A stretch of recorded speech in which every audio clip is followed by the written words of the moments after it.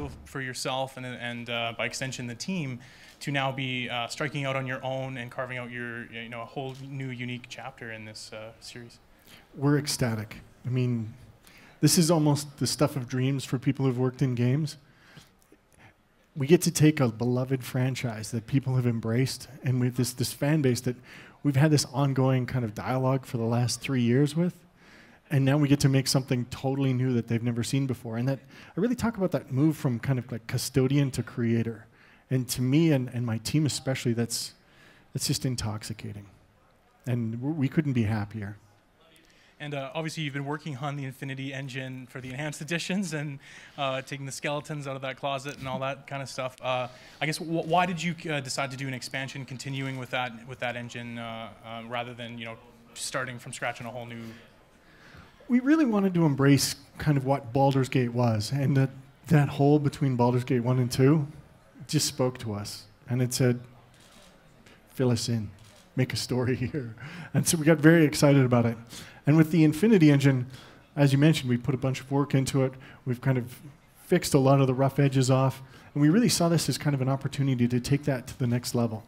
Because I really think there is nothing else on the planet that quite plays like Baldur's Gate. It has this very specific mix of RPG storytelling, tactical adventure, and at the same time has this kind of amazing interplay with you and your characters in the party. And we really, it didn't seem justified to go and build technology to do that when we had this amazing base to work off of. And the fans, the feedback we've gotten around being able to play it on PC, on Mac, on iOS, on Android, and on Linux is just huge. And that's a customer base. We love them, and we want to keep feeding them. I know you said the game is done when it tells you that it's done, but can you give us anything else in terms of a window this year, next year? We're really going hard to try and hit this year, but again, I mean, we really learned our lesson on Icewind Dale, which is if we take our time and we listen to the game and it says the bugs are done, this is an amazing game, that's the right time to ship it. And a friend of mine said once, a game that ships on time that is not great is not remembered. A great game that ships late from when you promised it, it's still a great game. We're here to make great games. We're not here to ship things on time. Thank you. Thank you. Hey, Trent, just one question, one follow. So you mentioned in the press release, or in the promo you did earlier about your team kind of feeling like you leveled up as you worked on the previous games. So between now and the level 5 that you're at, what were some of the major kind of challenges that you guys feel like you overcame, or were your milestones leading you to here? I think a lot of our advancement came around really kind of finding our voice and feeling confident that we could speak with the same authority that Baldur's Gate had. I mean, if you want to challenge a writer and you want to challenge their ability to create something, say, hey, there's this character that 2.5 million people loved named Minsk, who is this crazy, wacky, offbeat guy. And we want you to write more of that, even though you never wrote the original stuff. Very intimidating.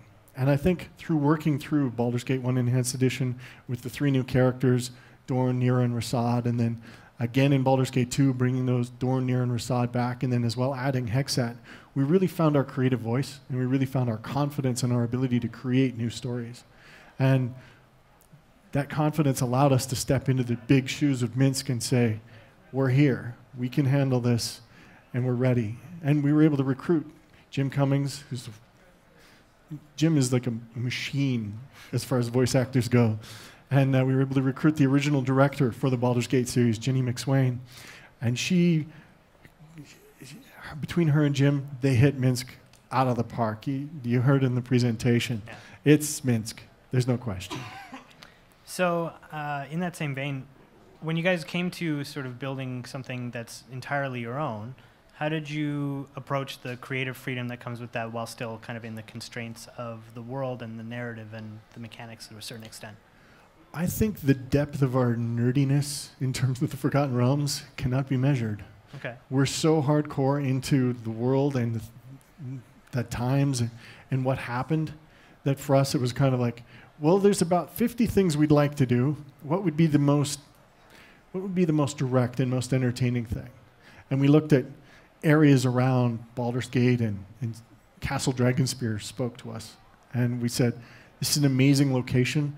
There's so much potential here for a story. And so let's just write a little story. And then it grew and it grew and it grew. And Phil says 25 hours. I'm 30 hours in. I think I'm about 2/3 of the way through. And I'm not a slow player. Right. So there's a lot of content there. Great. Thank you. Thank you. Hey. Can you talk a little bit about the decision-making process when it comes to choosing a new class and why you went with a shaman? Really, we almost have like a pitch scenario where we get together and people go, hey, I'd like to introduce a new character class. Here's one I'd like. Here's kind of an angle we could take on it. In some cases, we have to look at technical limitations. With the Baldur's Gate engine, there's only so many things we can do. So first, we kind of look at, is it an exciting class? Is it interesting? Does it have an interesting hook that radically separates it from the other offerings that already exist? If so, then we kind of look at technical feasibility and if it makes sense. And then we really talk about, well, how do we capture the essence of that class and make them awesome? And really, that's kind of our process. It all comes down to, at the end of the day, we're fans of the game ourselves. If we're going to hate it, they're going to hate it. If we love it, there's at least a chance they'll love it. It's a good approach. Thanks. Thanks. What is it about the franchise? Like, I remember playing this 20 years ago, and I can't wait to play this game again. What is it about this that keeps bringing fans back, and you guys, obviously, to do more? I think Baldur's Gate is evergreen because it is such a powerful franchise, because of the strength of the characters and the strength of the story. I mean, you look back at the time, when I was at BioWare, we were talking to publishers about it. We're like, yeah, we're going to make this Dungeons & Dragons RPG. And they're like, RPGs are dead, walk away. Nobody's doing RPGs. So we did it anyway.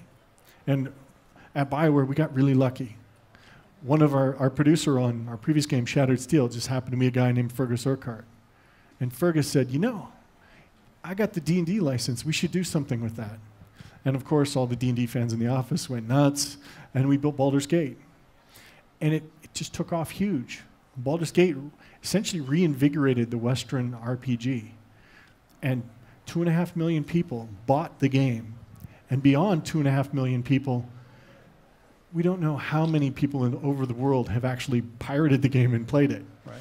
And we've got people calling us, sending us emails from China saying, I pirated the original game. I've bought all the enhanced editions because I loved it so much when I first ran into it. And it's had years to kind of percolate in that common sense. And I think there's also a strong nostalgia component. You want to go back to your history, and you want to go back to the things you remember, these warm childhood memories. But when you go back and look at Baldur's Gate itself, it has not aged that well. With the enhanced edition, we were able to kind of look at it through rose-colored glasses and make that what we've delivered. And our fans have been very generous in rewarding us for doing that. So you think there is an appetite in the shoot-'em-up console world for an RPG still? I think the shoot-'em-up console world is a facet of games. And I think on the other side is this facet that's potentially as big, that's much less vocal and much less marketing driven. And they reward good titles. And that's the audience we seek. We can seek out and we can feed an audience that, if you're doing Call of Duty, where you need 15 million units to break even, it doesn't make sense for you to target the smaller scale RPG market. But for us, we have a fan base, they love what we do, and we can engage directly with them. It makes a lot of sense for us.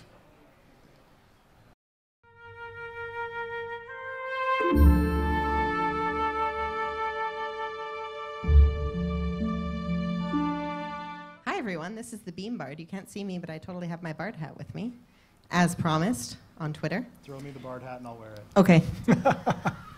Something has to cover this awful bald. Well, there's a lot of lights. There's a lot of lights. Oh, you look great. Good job, Phil. So we've got, on the left, we've got Cameron Topher. On the middle, we've got Phil Daigle. And on the right, we've got Trent Oster. They're going to answer some questions from Twitter and Twitch, which I will read. So, question number 1 from Cortex64. What is the level cap? 12. The answer is 12. Patow. We actually put a lot of thought into this. So Baldur's Gate 2 Enhanced Edition picks up and you're around level 8 or so, and there was a lot of concern about, well, what if I roll into this game and I'm level 12? We've put in some work on that front, and we think it's going to be a non-issue. Baldur's Gate 2 Enhanced Edition will scale perfectly. Excellent. Next question's from Terry Tunes, and I apologize in advance for mangling people's names. Will there be a new Newbert/Niebert cousin? These are the hard-hitting questions your fans want to know. We really want to bring back a character like Newbert or Niebert. These are bad people. I think the answer to that is no. No, Question number no 3 Newbert equivalent. from Shady Slaw. When will the game be released? The most important question, by the way. The most important question, it'll be finished when it's done. We're going to make a quality game, and it's like game whispering. The game tells us when it's done. It's just, we have to be ready to listen for it. And we care so much about our fans that we're not going to make the mistake of shipping a game before it's ready. We're going to listen to it. We're going to play the hell out of it. We're going to make sure it's a quality release. And when it's ready to go, we'll ship it out. We're not going to be sitting on our butts and taking our time to get it there, but we're going to be working hard and focused on it. We're going to be continually improving it until it hits that spot where it is the best game that we can ship. I think we can kind of speak to kind of where it is today, and it's very playable and very fun. Cam's been playing it for the last couple nights, and he keeps coming. He gooshes every morning about how wonderful it is. It's very, very fun and very playable right now. So. As an objective commentator, I can say it is, in fact, incredibly fun. The next question's from SneakyMajula. Will there be multiplayer? Of course. Baldur's Gate is multiplayer from ground up. We're going to keep multiplayer in there, and we're going to essentially make sure that it plays through just like Baldur's Gate 1, Baldur's Gate 2 from a multiplayer standpoint. The story is really about Charname, the main character. So it's really about the player character and her companions, and it'll play the same way that it has previously. So the answer is yes, multiplayer. I could have just said yes. Yes. Yes. We. Next question's from Deslin. Will the interface improvements be ported to the other Enhanced Edition games? Yes, most certainly. They're such improvements, and yeah, they will be backported and released simultaneously. Yeah. That is the plan. Answer is yes. From Slime Wizard. What has become of the golden pantaloons? So the golden pantaloons, if you'll recall in Throne of Ball, and spoiler alert by the way, if you bring all 3 of the pantaloons to a certain individual, you will get to build a really cool suit of armor. So we didn't want to mess with the number of pantaloons because there was one in Baldur's Gate Enhanced Edition, there was one in Baldur's Gate 2 Enhanced Edition, and there was one in Throne of Ball. And that quest is already sort of wrapped up and works well. So there are no new pantaloons, but the pantaloons that you already have will come with you. That said, I mean, we have created our own mix of new and interesting items. Way, way more than Phil originally promised. And how many items, Phil? Several hundred. I believe Amber has an exact figure, but... And relatively speaking, that is... An obscene number, yes. More than... More than all the other Enhanced Edition unique original items that we've created, put together. Combined. Yes. Yep. So another question You're from fired Shady one of Slaw. these days. Will we see Dorne, Nira, and Rasad? Yes. They will all 3 make a return, and they'll all be able to talk to all 3 of them throughout Siege of Dragonspear. In a sense, you're seeing Rasad and Dorne right now, but in a sense. He's much more Rasad than I am Dorne. It's damp now. From Space Jaws, what determines the starting party if you don't import? So if you roll an evil character, you'll get an evil party. If you roll a neutral character, you're going to get a neutral party. And if you roll a good party, surprise, surprise, or a good character, you get a good party. So there are 3 sort of canon parties that you can start the game with. And as well, you can import your entire party from Baldur's Gate Enhanced Edition. Excellent. From SneakyMajula again, will the items and gear carry over from Baldur's Gate Enhanced Edition to Siege of Dragonspear and also over to Baldur's Gate 2 Enhanced Edition? So yes, in some cases, there are actually more items that will carry over to Baldur's Gate 2 Enhanced Edition now. And of course, all of the equipment and items and whatnot that you have in Baldur's Gate Enhanced Edition will carry over to Siege of Dragonspear. So yes. Yes. Yes. Maybe people want more detail, I don't know. Or yes. From Nico Christian, will there be romances in the game? Sorry, will there be romances in the game, or can you continue your existing romance from Baldur's Gate Enhanced Edition? So we're not supposed to talk about this, but yes. Then don't. Yes, end of comment. There will be romance-like things. From SneakyMajula again, can you multi-class as a shaman? I don't think that functionality is in there right now. However, we could look into it and potentially add that feature. Cast your vote now. Dun, dun.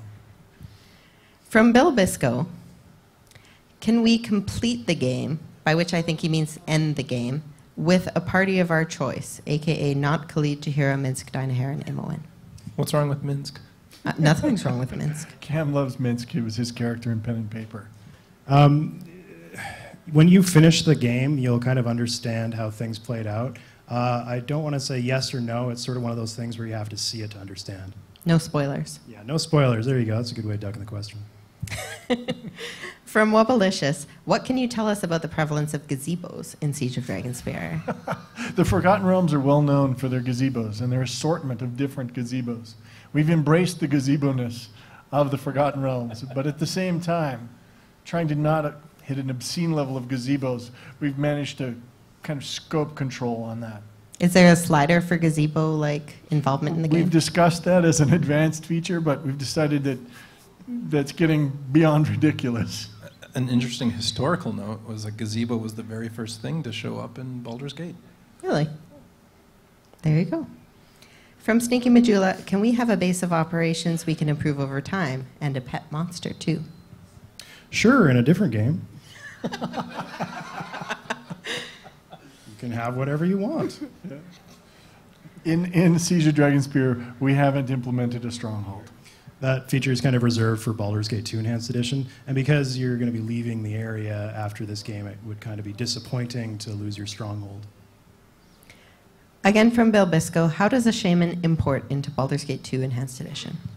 That's one of the Good reasons question. we're going to be updating Baldur's Gate 2. It's like, hey, we made this awesome shaman class, and people would be buckets of pissed if they couldn't play their character into Baldur's Gate 2. So let's figure out how we're going to patch the shaman into Baldur's Gate 2. Answer is, we're working on it. Yes. Yes. Again from Bill Bisco, will Baldur's Gate 2 Enhanced Edition allow Siege of Dragonspear NPCs to join in? That kind of, if there's an incredibly positive response, then, you know, we'd love to add more NPCs to Baldur's Gate 2. However, right now we're not planning on doing that. I think one of the things to call out is, I mean, we shipped Enhanced Edition in 2012, and we're going to do yet another update to the original Baldur's Gate Enhanced Edition right away here. So we're obviously committed to the game, and we're obviously committed to adding new content and increasing the value people get out of the game with time. So one of these days, I'm sure Phil will inject content, and I'll have to fire him. From To hire him Shady's Law, back. will modders be allowed to mod in the game? Oh, hell yeah. We've actually, part of what we've been doing all along is working closely with the modders to make sure that anything we add in or any system we actually happen to touch on the way through, we open it up more for modders. We can talk specifically about the interface. It'll be more moddable now than ever, since we've redone everything. It's got a new system that you can just go in, like we do, and do whatever you want. Answer is more moddable now than ever. That's the case. From Martin, has anything been done or planned to improve Infinity Engine pathfinding and whatnot? Altogether? Yes. Yes. Answer is yes. Wait, yes. Is that all? Specifically, Okay. pathfinding has been improved, has it not? We went through. We found that Yeah, damn bug? we found a couple bugs that were causing really bizarre behavior, and then as well, we just went in and looked at how it was handling pathfinding requests and how it was traversing the data, and we went through and optimized how it would do those pathfinds And we literally looked at every stupid case that was coming out and whacked them as they appeared. And you can replace we, they, and us with Scott. Thanks, Scott. We love you. I stood there over his shoulder and flung hate at the screen, okay? I think I bought Scott a ultimately, Starbucks he's once. the one that pressed the button, so... All right, I also have Massaging some- Scott's shoulders while he did that. I also have some questions from Twitter. From Martin. Oh, sorry, I just read that one. From Chris. Can it play on iPod Touch 5? I believe the other ones can, but I want to make sure with this one. We're going to keep it compatible with the same, it'll be compatible with the devices that the original is. So we're going to continue to support, back to iPad 2. iPad 1, it's really... Yeah, I think iPad 1 is now fallen off the... it's not iOS 8 or... Yeah. From David. Are you hiring? LOL, I'm so elated. The only better thing would be contributing to the series. Looking forward to Dragonspear. Oh, that's really nice. I think the answer in terms of hiring is we're always looking for specific, strong skill sets that really complement what we're trying to do. And we don't officially advertise a lot of opportunities to work at the company. We usually hire through our personal networks. Everybody who's Which at is our Bioware- forums.baldursgate.com. Yeah. So. Everybody who's working at Beamdog has come usually because somebody else said, this person is bloody amazing, you need to hire them, and if you don't, you're an idiot. At which point we fire the person who called us an idiot and hire the other person. I'm kidding, we fire barely ever. So the answer was maybe, but if he's willing to scrub toilets for very little money, tell him to come around my house. All right. If you're passionate about Baldur's Gate and you know Baldur's Gate, if you can mod Baldur's Gate and you know that, yeah, we hire Baldur's Gate modders all the time. Answer is a provisional yes. From Alex. So is it coming to iOS? Yes. Yes. Yeah. Yes in triplicate. From Ashley, we have, be honest, did you manage to score the original voice actor for Boo? I don't know if it'll be the same without him. Luke? Boo. I thought Yeah, it was, Luke was the... The original voice. Well, David, Who's Luke? wasn't- I thought David Faulkner was for BG1. Oh, David Faulkner did the squee for BG1. I think Luke did it for BG2. we can do that. We'll track those bums down. Answer is pending. From Aish. Viconia, yes or no? Maybe? That was a terrible answer. Well, if you watch the stream, I believe your answer might have been answered earlier during the gameplay. Baconia's buckets of awesome. All right, for my next Twitch stream, I'll use the Evil Party, and that may answer your question. From Mordadal, does this game take place during BG1 or after Saravok's defeat? So, Spoiler alert. yeah, spoiler alert. Sorry, guys. Yeah, thanks for spoiling. Dragonspear takes place right after, so 2 weeks after Baldur's Gate Enhanced Edition ends, and before the beginning of Baldur's Gate 2 Enhanced Edition, obviously. So the answer is between Baldur's Gate Enhanced Edition and Baldur's Gate 2 Enhanced Edition. So going back to some of the Twitch questions, the next few are from Bilbisco. I think some of these are duplicates, sorry. How does Trent know Chris Avalone? That was from Nico Christian. So Chris used to work at Interplay way back in the day, who was the publisher on Shattered Steel and the publisher for Baldur's Gate and for Baldur's Gate 2. And Chris was the lead writer on Icewind Dale.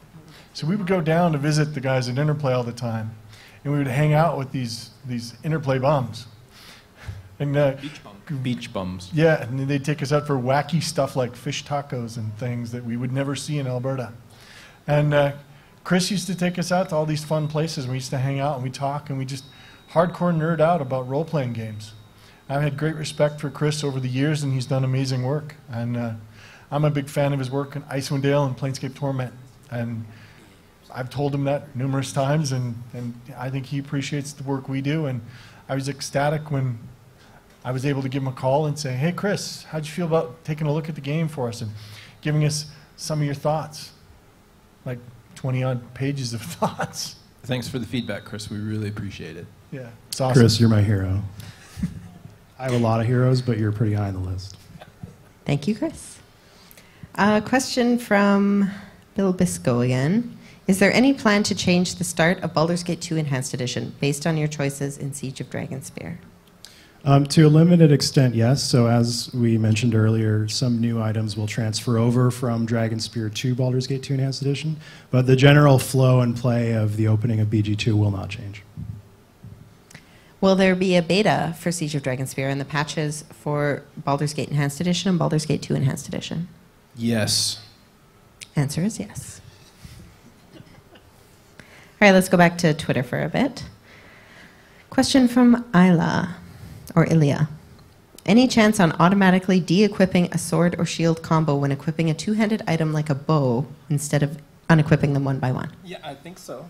Yeah. There's a lot of nods. Cam's jacked about it, so he's just going to camp Scott until it happens. We're going to do that. Eager nod, yeah. It's not done this moment, but it's going to... He's got it on his hit list. I've written that up as a bug about 6 times. It's like, when I do this thing, I want the thing. Make the thing. Yeah, it's a good thing. We'll We'll do that. That's a feature request. Answer is yes. Answer is yes. From Aaron. Will the updated interface, items, and the new class be available for Baldur's Gate Enhanced Edition and Baldur's Gate 2 Enhanced Edition at the launch of Siege of Dragonspear? That is the plan. I mean, we're going to go back. We're going to update the Baldur's Gate 2. We're going to update Baldur's Gate 1. We've got all this awesome data. We might as well put it to use. Answer is yes, probably. She quantifies that with probably because the difference between a plan in development and a shipped product can sometimes be broad. Well, at the time it launches the tricky thing. Yes, eventually, once all of them come out. There's a lot to release. So the next question's from 5 Adam. platforms, if you'll recall. It's not really a question so much as an imperative. And it says, make it for hashtag PSVita. Yes, let's hear that question again. It's really about knowing there's a good market out there. Yeah. I mean, Cast your vote. We have a dev kit. yeah, we've poked it a couple times. It's made sounds, and lights have gone on and off, and there have been pixels. So the last question we will have on this Q&A is from Terry Tunes, and it is, will we be able to meet and beat the crap out of Saman Havarian? So, since Dragonspear takes place between Baldur's Gate Enhanced Edition and Baldur's Gate 2 Enhanced Edition, beating the living piss out of a guy that betrays you in Baldur's Gate 2 Enhanced Edition. Spoilers.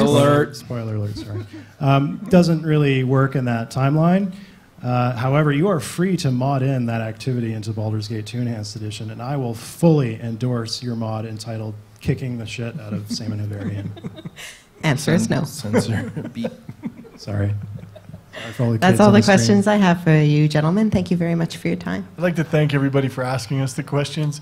I mean, you can tell from us being ghosts up here, we love the game, we love being part of it, and we really appreciate you guys as fans, guys and gals as fans, and your support. So thank you. Yes, thank you. Yes. Answer is yes. Answer is yes. We wouldn't be here without you guys, so thank you so much. Yes. Yes.